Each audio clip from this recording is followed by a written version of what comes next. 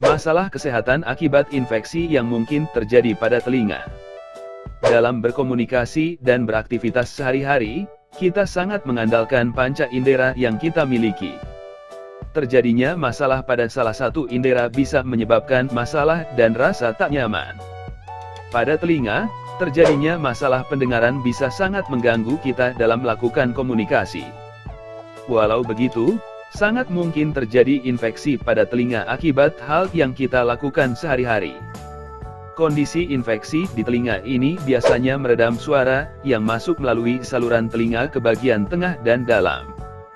Masalah pendengaran ini biasa disebut sebagai gangguan pendengaran konduktif. Infeksi yang bisa terjadi pada telinga ini sebenarnya memiliki beragam jenis yang berbeda. Dilansir dari WebMD, berikut sejumlah infeksi telinga yang bisa dialami seseorang. 1. Infeksi pada saluran telinga, otitis eksterna. Kondisi ini menjadi penyebab terjadinya suara yang seperti sedikit diredam pada telinga. Kondisi ini serupa seperti ketika seseorang berenang. Kondisi ini terjadi tidak hanya karena masuknya air ke dalam telinga. Peradangan, pembengkakan, atau penumpukan dalam saluran telinga dapat menghalangi suara ke telinga tengah, serta menyebabkan infeksi ini. 2. Infeksi telinga tengah, otitis media. Pembengkakan dan nanah dapat menghalangi suara masuk ke telinga bagian dalam.